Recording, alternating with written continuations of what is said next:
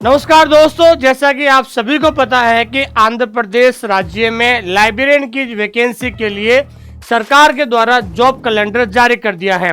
उस job calendar के अंदर बहुत सारी वैकेंसी है। उसके साथ साथ हम बात करेंगे लाइब्रेरियन के 100 पदों के बारे में भी जिक्र किया गया है, जिसका नोटिफिकेशन अक्टूबर महीने के अंदर आएगा और उसका एग्जाम जो है फरवरी 2027 में होने वाला है। आज के इस वीडियो में मैं आपको बताना चाह रहा हूं कि how to crack this exam in first attempt, किस एग्जाम को कैसे पास करना है, इस एग्जाम में कैसे सफलता प्राप्त करनी है पहले ही अटेम्प्ट में। इस वीडियो के अंदर मैं 5 स्टेप के बारे में जिक्र करूंगा। अगर आपने ईमानदारी से अगर 5 स्टेप को फॉलो कर लिया है तो आपका सिलेक्शन इस एग्जाम में 100% हो जाएगा। दोस्तों आइए शुरुआत करते हैं आज का जो वीडियो। देखिए दोस्तों, आप सभी लोग एक कंपटीशन एग्जाम की तैयारी कर रहे हैं। उस कंपटीशन एग्जाम की तैयारी करने से पहले आपको पता है कि आपके पास सबसे इंपॉर्टेंट चीज होती है सिलेबस।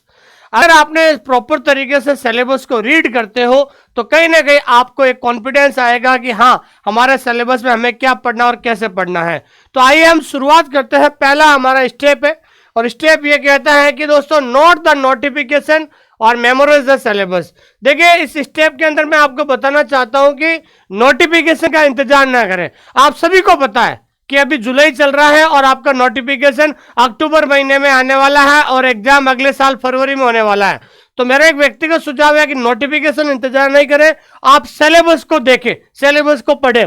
और सबसे बड़ी बात क्या होती है, इस कंपटीशन एग्जाम में 90% विद्यार्थी असफल हो जाते हैं। असफल होने का कारण है कि 90% of the student read the notification, केवल वो सिलेबस को रीड करते हैं, लेकिन 10% जो स्टूडेंट्स हैं उस सिलेबस को क्या करते हैं, रीड करने के साथ साथ वो पढ़ना शुरू कर देते हैं, मतलब कंपटीशन की तैयारी शुरू कर देते हैं। क्योंकि जिस तरीके से कंपटीशन लेवल बढ़ रहा है, जिस तरीके से लोगों के अंदर जो जागरूकता आ रही है लाइब्रेरियन बनने की, बहुत सारे विद्यार्थी लाइब्रेरियन बनने का सपना देख रहे हैं, लेकिन 10% लोग जैसे ही उनको पता चलता है कि नोटिफिकेशन आने वाला है, 10% लोग वे लोग जो सीधा अपनी तैयारी शुरू कर देते हैं। दोस्तों और सबसे बड़ी बात है, right in front of every topic. आपको पता है 10% वो लोग कौन से, जो नोटिफिकेशन आने से पहले पहले सिलेबस पूरा कर लेते हैं। जैसे ही नोटिफिकेशन आता है तो उनको खुद को एनालिसिस, सिलेबस एनालिसिस करने का इतना नॉलेज हो जाता है कि नोटिफिकेशन के बाद उनको पता चल जाता है कि मेरा कौन सा टॉपिक स्ट्रॉन्ग है, कौन सा टॉपिक एवरेज है और कौन सा टॉपिक वीक है, ताकि वो आराम से नोटिफिकेशन के बाद जो है अच्छी तरीके से प्रॉपर रिवीजन और प्रॉपर एमसीक्यू सॉल्व करने से जो है उसके अंदर एक कॉन्फिडेंस आ जाता है।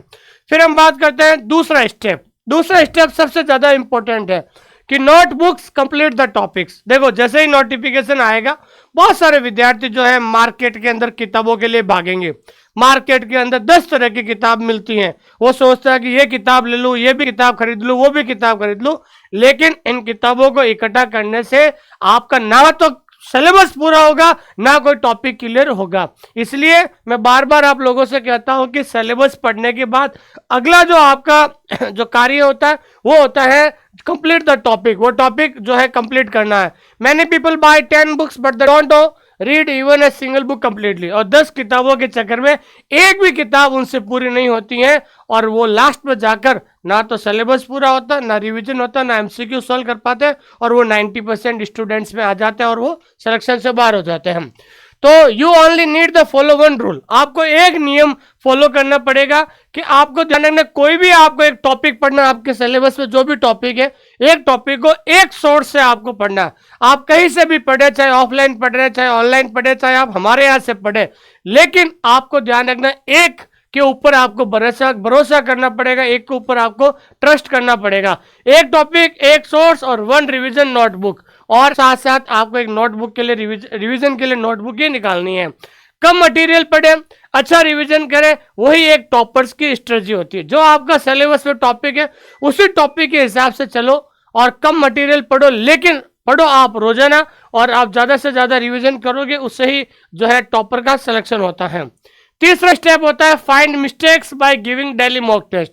जब नोटिफिकेशन आने से पहले पहले जब आपका सिलेबस पूरा हो जाएगा, जब उसके बाद आपको रोजाना क्या देना, मॉक टेस्ट देना। पहले आप टॉपिक वाइज टेस्ट दीजिए, फिर आप यूनिट वाइज टेस्ट दीजिए, फिर आपको मिक्स्ड आपको टेस्ट देना है। तो आपको ध्यान रखना है जब डेली आप टेस्ट दोगे तो after every mock test just write these 3 things. जब आप जब मॉक टेस्ट देते हो रोजाना, तो जब टेस्ट देते समय मान लीजिए एक टेस्ट पे 50 सवाल है, उसमें से 30 सवाल सही होते हैं, 20 गलत होते हैं। तो जब टेस्ट देने के बाद आपको ये 3 चीजें नोट करनी है कि where did the mistake happen, यानी गलती कहां पर हुई है। गलती कहां पर हुई होने का मतलब होता है कि वो जो आपने क्वेश्चन पढ़ने में गलती हुई है या आंसर को समझने में गलती हुई, इसको एनालिसिस करना बहुत ज्यादा जरूरी है। व्हाई डिड इट हैपन, ये गलती क्यों हुई है। आपने जल्दीबाजी में क्वेश्चन पढ़ लिया है या ऑप्शन को सही ढंग से नहीं पढ़ पाए। और तीसरा है how will it not happen in the next time, और जो सवाल पहली बार आपसे गलत हो गया है, आप उस सवाल के ऊपर इतना एनालिसिस करो कि भविष्य में ऐसा सवाल या उस टॉपिक से कोई सवाल फिर से आता है, वो सवाल गलत ना हो। If you are reducing your mistake every day, अगर आप दिन प्रतिदिन अपनी गलतियों को कम करते रहोगे, your selection is getting a little more certain with each passing day, और धीरे धीरे आप जो है अपनी गलतियों को सुधारोगे और एग्जाम तक जो है आपका जो सिलेक्शन सुनिश्चित हो जाएगा। उसके बाद हम बात करते हैं स्टेप 4। स्टेप 4 के अंदर हम बात करते हैं स्टडी लाइब्रेरी साइंस कंसेप्चुअली। देखिए लाइब्रेरी साइंस एक टेक्निकल सब्जेक्ट है। आप अगर रेगुलर इसको कंटिन्यू पढ़ रहे हैं तो आपको धीरे धीरे सब्जेक्ट का कॉन्सेप्ट क्लियर हो जाएगा, और एक बार सिलेबस पूरा करने के बाद आप जो है आधी जंग उसी समय जीत लोगे। उसके बाद तो रिवीजन और एमसीक्यू रहेगा। तो लाइब्रेरी साइंस को आप कॉन्सेप्चुअली पढ़े। Library science is not a subject to rote then, मतलब लाइब्रेरी साइंस ऐसा सब्जेक्ट नहीं है जिसे आप रट सकते हो। हाँ, 40% जो चीजें होती है रटने वाली होती है। रटने का मतलब ये होता है फैक्चुअल चीजें होती है, फैक्ट वाली चीजें होती है, लेकिन 60% वो चीजें होती है जैसे डीडीसी है, सीसी है, यूडीसी है, कैटलॉगिंग है, रेफरेंस सोर्स है, डिजिटल लाइब्रेरी, इंफॉर्मेशन रिट्रीवल। ये ऐसे तमाम टॉपिक है जिसे आपको समझकर ही आप इसको अच्छी तरीके से सीख सकते हैं, क्योंकि इनको जब आप इन चीजों को सीखोगे तो ही आप एग्जाम के अंदर इनमें से कैसा भी सवाल बनता है जो है आराम से इसको सॉल्व कर सकते हैं, क्योंकि ये लाइब्रेरी साइंस के मेजर टॉपिक है, इन पे ज्यादा आपको फोकस करना होता है। और सबसे बड़ी बात है study this topics with understanding, मतलब एक अंडरस्टैंडिंग के साथ इस टॉपिक को पूरा करना है। If your concept are clear then no matter which language the MCQ comes and your answer will be the correct. अगर आपका कॉन्सेप्ट क्लियर हो गया तो आपको पता चल जाएगा कि ये सवाल इस टॉपिक में से आया है और मैंने इस टॉपिक को बहुत ज्यादा गहराई से पढ़ा है, तो आप 4 ऑप्शन में से भी उसका आंसर आसानी से दे सकते हैं। ठीक है, उसके बाद हम बात करते हैं स्टेप 5, नॉट 65 डेज डेली कंसेंट्री। देखिए किसी भी चीज को अगर आपको फॉलो करना है, किसी चीज को या किसी लक्ष्य को अगर आपको कंप्लीट करना है, कंसिस्टेंसी बहुत ज्यादा जरूरी है।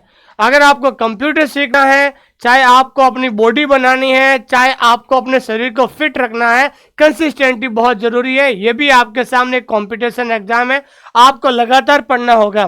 ठीक है ना, reading for 12 hours a day is not necessary. ऐसा जरूरी नहीं है कि रोज के अगर आप 10-12 घंटे पढ़ोगे तो आपका सिलेक्शन हो जाएगा, कोई जरूरी नहीं है। क्योंकि आप कई बार स्टूडेंट देखता हूं मैं, शुरुआत में जोश आता है उनको पढ़ने के लिए, 10-15 दिन वो 10-12 घंटे पढ़ते हैं, लेकिन बाद में वो क्या करते हैं, धीरे धीरे कम हो जाता है। नहीं, मैं तो ये कह रहा हूं, कई बार स्टूडेंट कहता हूं आप डेली 4 से 5 घंटे पढ़िए, लेकिन डेली पढ़िए आप। ऐसा नहीं है किसी दिन आपको मिस करना, कोई भी दिन को आपको मिस नहीं करना है। 4 hour daily for 30 days is far more powerful 10 hour and for 20 days। अगर आप 20 दिन 10 घंटे पढ़ रहे हो कोई मतलब नहीं है। अगर आप 4 घंटे अगले आप 1 साल के लिए या 4 घंटे डेली के अगले 6 महीने के लिए पढ़ते हो तो आपका कॉन्सेप्ट भी क्लियर हो जाएगा, आपका सिलेबस भी पूरा हो जाएगा और धीरे धीरे आपको लाइब्रेरी साइंस जैसे सब्जेक्ट से प्रेम भी होने लगेगा। तो consistency alone ensure selection, consistency ही आपको सिलेक्शन के लिए क्या दोस्तों प्रेरित करते हैं। और अगर आप पहली बार इस क्लास को देख रहे हैं तो आप हमारा जो ये टेलीग्राम चैनल है, इस टेलीग्राम चैनल को जरूर ज्वाइन कीजिएगा।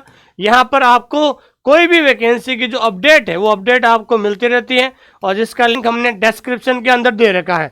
और अगर आप हमारे साथ जो है तैयारी करना चाहते हैं तो हमारा ऐप डाउनलोड करें, ऑनलाइन स्कूल इंडिया, और ऐप के अंदर आप जो है फ्री कंटेंट जरूर देखें ताकि आपको पता चलेगा कि लाइब्रेरी साइंस को कैसे पढ़ा जाता है।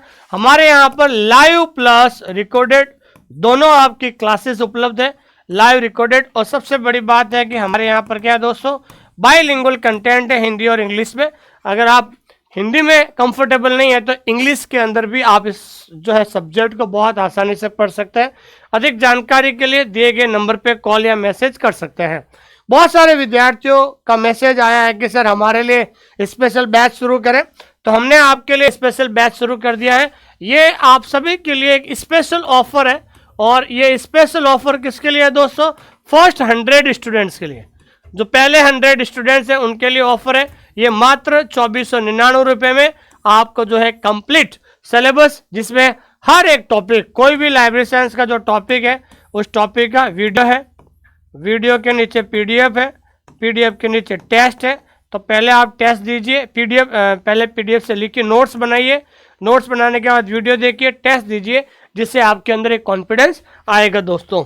थैंक यू वेरी मच, बहुत बहुत धन्यवाद आप सभी लोगों का कि आपने मुझे इतना प्रेम दिया है, और मैं उम्मीद करता हूं कि आपको बेस्ट से बेस्ट कंटेंट आपको प्रोवाइड कराऊंगा, क्योंकि हमारा एक उद्देश्य है कि हमारा मार्गदर्शन आपकी मेहनत, हमारा मार्गदर्शन आपकी मेहनत जब दोनों मिल जाएगी तो आपका सिलेक्शन सुनिश्चित है दोस्तों। Thank you.